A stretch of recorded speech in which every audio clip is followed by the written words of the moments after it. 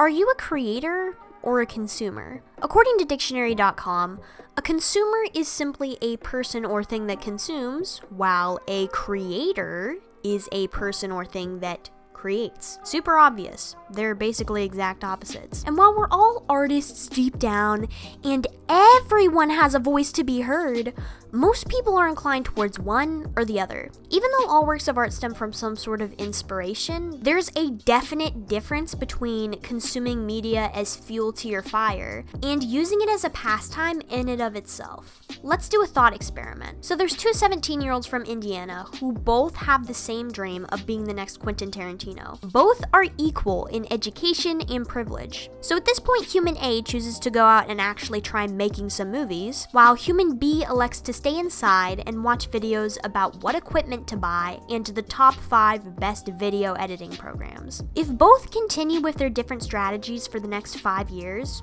who do you think will have actually gotten the dream by the time they're out of college? Let me make this clear. Everyone consumes at some point. It's not just food or clothes, it's knowledge. It's in our nature to consume, take things in, and learn from our environment. That's what good consumption is. It's literally just learning things. But when it goes too far, so many people just end up like that second person, having known everything, yet accomplished nothing. So how do people get like that? This whole thing started a couple months ago in my head when quarantine just hit.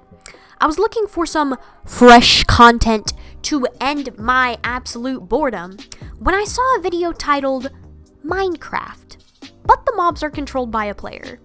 And I thought, what the hell? I'm bored. I need some in my life to just watch and get my mind off all of this craziness. So I watched it, and all of my expectations were met. I see you! No! What? No! No! No!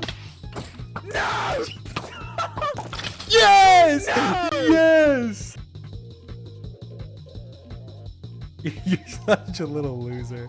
I didn't. Oh no! Oh no! No! It was a good concept, And the guy who uploaded it, who goes by Dream, seemed to have other videos like it. So, I subscribed. But then, something happened. And to me, this is YouTube magic at its finest. You come for a brand, a title, a funny concept, or an idea that's interesting to you. But you stay for that voice, that faceless blob with the funny jokes, or the other guy who screams all the time. You come for a concept and stay for a person. That alone makes YouTube pretty cool. How you can form these close connections with people you follow, watch their content, and learn about who they are. But at the end of the day, they're all still people, just like you. And you think, maybe, just maybe, I could be a YouTuber like that someday. Dream's channel grew in an insanely short amount of time. If I follow exactly what he did, how hard could it be? I bring you the consumption trap. If you look up how to be successful on YouTube, you'll see bucket loads of videos on the subject. But do you think all 3 million people who watched this video got their silver play button? The high that comes from learning gets you hooked.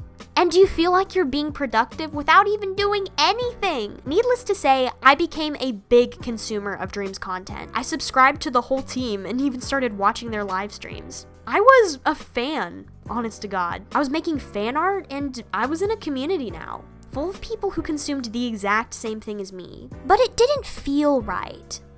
I realized, why the hell was I pouring all of this effort into being part of something else when I could have put that same energy into developing my own ideas? I think inherently people are born with the desire to create.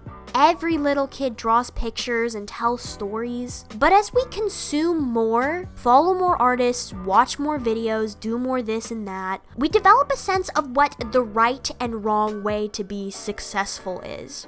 And for better or worse, that definition is tied to monetary gain or popularity most of the time. We see people who are quote-unquote failures, who aren't popular or who have no money, and we ask, where did they go wrong? And that stems into a critique of your own self and creations. And all of those thoughts and feelings and overanalyzation build up until you're scared to make anything at all anymore. And it all stems from overconsumption and high expectations. Success is not a number or an age or an art style. It's a choice of satisfaction and contentment. More than likely, nobody is gonna see this video. Yeah, blah blah, boo-hoo, look at me, I'm so pitiful. I know. But at least for the time being, I don't have an audience. That's a privilege, and it takes a lot of time, dedication, and ultimately luck, as much as it hurts to admit. But I didn't come here for an audience. I came here for a platform, a place where I can share my honest self, even if only a handful will notice. Because sharing ideas is what brings me joy. It's what makes me feel like an artist. Not knowing and doing all the right things. And in the end, finding that personal fulfillment in making stuff is what being a true creator is.